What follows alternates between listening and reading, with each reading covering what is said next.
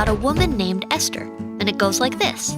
Esther was adopted by her cousin Mordecai because her parents died. She and Mordecai were Jewish, which means they were part of God's special family. Our story begins right before Esther becomes queen, and God's family gets in some serious danger. Now, even though Esther was Jewish, she lived in Persia, which was ruled by King Xerxes. One night, King Xerxes wanted to show off his wife, Queen Vashti, at a party. She said no. So he said Vashti could never see him again, and he needed a new queen. So the king invited all the single ladies in Persia to his palace for a year. He decided Esther was prettiest, and she became queen. Really? But as crazy as that sounds, it was a good choice because Esther saved his life. See, one day, Mordecai overheard two guards plotting to kill the king. So he told Esther, and Esther told Xerxes. Around the same time, another powerful man at the palace, Haman, got really mad at Mordecai. He didn't know Mordecai had saved the king's life, or that he was the queen's cousin.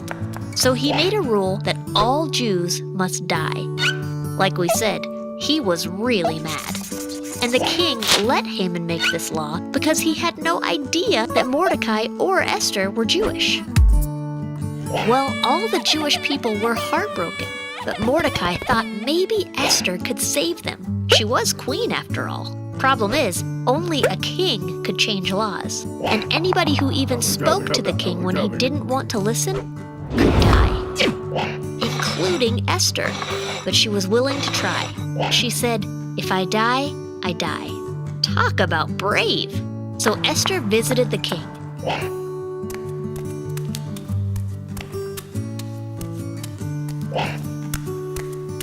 To her relief, he said, "What do you want? I'll give it to you."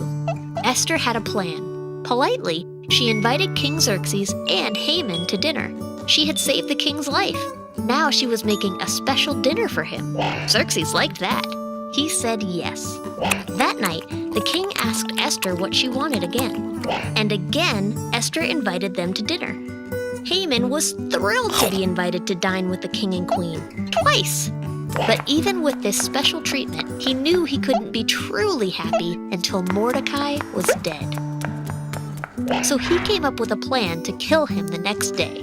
But that same day, the king realized that Mordecai had never been honored for saving him. So Xerxes asked Haman how to honor someone.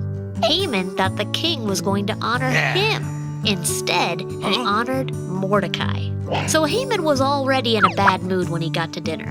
But his day went from bad to worse. See, Esther finally told the king that someone made a law to destroy her people.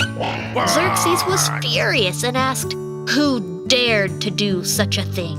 Esther told him, it was Haman. Then the king found out that Haman wanted to kill Mordecai too. Enraged, he ordered that Haman be killed. After that, King Xerxes told Mordecai to make a new law to save the Jewish people. They honored Mordecai and celebrated with a feast. Esther had been willing to risk her life for her people, and she ended up saving them.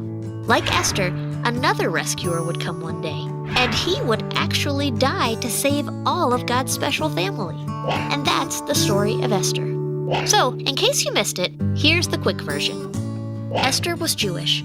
She became queen. Mordecai overheard a plan. He told Esther. Esther told King Xerxes. Mordecai made Haman mad. Haman made a law. Jewish people were sad. Esther was brave. She had a plan. She told the king about Haman.